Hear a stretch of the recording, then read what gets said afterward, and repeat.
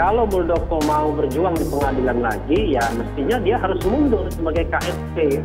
Karena dia kemudian akan membelit pemerintahan. Karena ternyata, dia tidak legowo menerima keputusan Menkumham dan masih ingin memperjuangkan ini di ranah pengadilan. Dan sangat mungkin ranah pengadilan bisa berbalik arah begitu.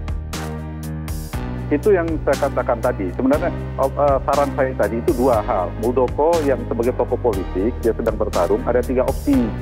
Opsinya tadi itu adalah ke pengadilan, itu lika-likunya. Kemudian yang kedua, bikin KLB lagi, bikin gerilya politik. Atau yang ketiga, bikin partai baru.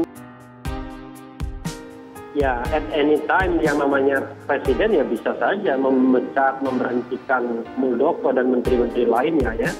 Karena kan mereka adalah pembantu presiden.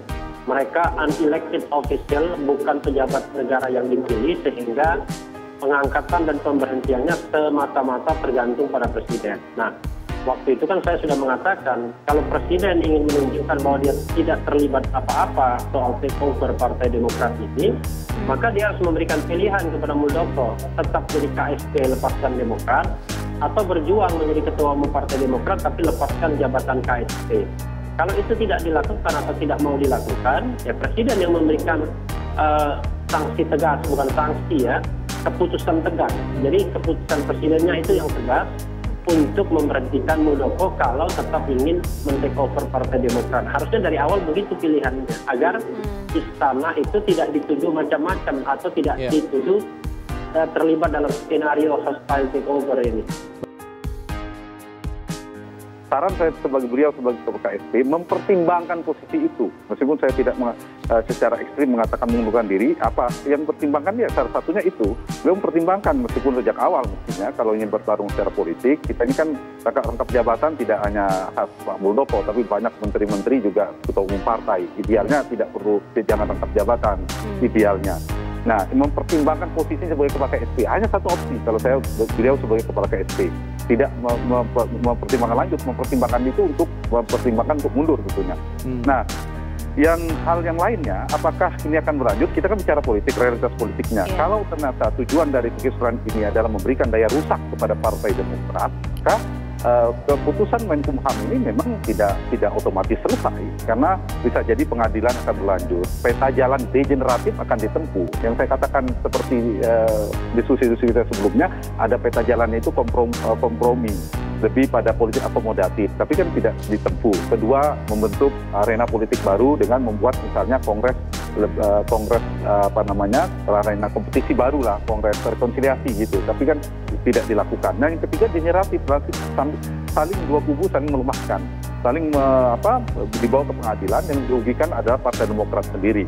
Nah, jika ini yang dilakukan, maka seperti saya katakan, kalau tujuannya memberikan daya rusak kepada Partai Demokrat tercapai. Kenapa? Daya rusak itu begini.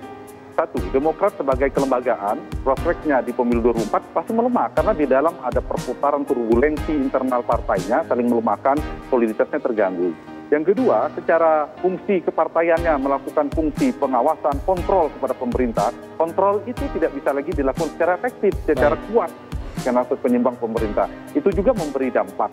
Nah, ini kalau daya itu yang tujuannya adalah dalam rangka untuk melakukan itu, maka sebenarnya sudah bisa tercapai dan akan panjang proses-proses itu.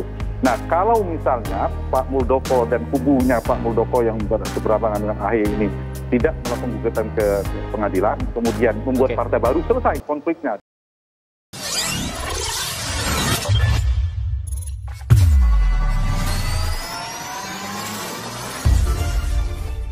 Muldoko gagal mendongkel Agus Harimurti Yudhoyono dari posisi Ketua Umum Partai Demokrat dengan cara Kongres Luar Biasa KLB. Kini, Muldoko didesak mundur dari jabatannya sebagai Kepala Staf Presiden KSP. Seperti diketahui, pemerintah, melalui Kementerian Hukum dan HAM, menolak pengesahan kepengurusan Partai Demokrat hasil KLB di Deli Serdang, Sumatera Utara. Keputusan Yasona ini menurut saya membuat Pak Muldoko tidak memiliki pilihan lain selain mengundurkan diri sebagai Kepala KSP, kata pakar komunikasi politik Universitas Paramadina, Henry Satrio. Hensat menyebut Muldoko harus mundur dari KSP demi Presiden Joko Widodo. Kata dia, Muldoko akan jadi beban Presiden Joko Widodo jika tidak mundur. Karena bila beliau Muldoko tidak memundurkan diri, ini akan menjadi beban tersendiri buat Jokowi. Sebagai orang terdekat yang memimpin kantor kepresidenan, staf kepresidenan, ucapnya. Muldoko disebut gegabah ketika menerima pinangan sebagai ketum dari sebagian kader Partai Demokrat. Dia terlihat tidak mengerti peta perpolitikan nasional. Karena harusnya kan presiden dikelilingi oleh orang-orang yang cakap, yang mengerti kondisi negara, yang mengerti situasi politik secara lebih universal dengan umbrella view yang hebat, katanya. Jadi tidak ada pilihan lain bagi Pak Muldoko, untuk mengundurkan diri sebelum tanpa harus diminta mundur. Harusnya, demi Indonesia, katanya kan Pak Muldoko bicara selalu begitu demi Indonesia, demi Presiden, memang seharusnya beliau mengundurkan diri, tambahnya. Sekretaris Bapilu Partai Demokrat Kamhar Lakumani pun meminta agar Muldoko tak menjadi beban pemerintah. Meski tak lugas soal tindakan apa yang perlu dilakukan Muldoko, Kamhar meminta Muldoko bersikap kesatria.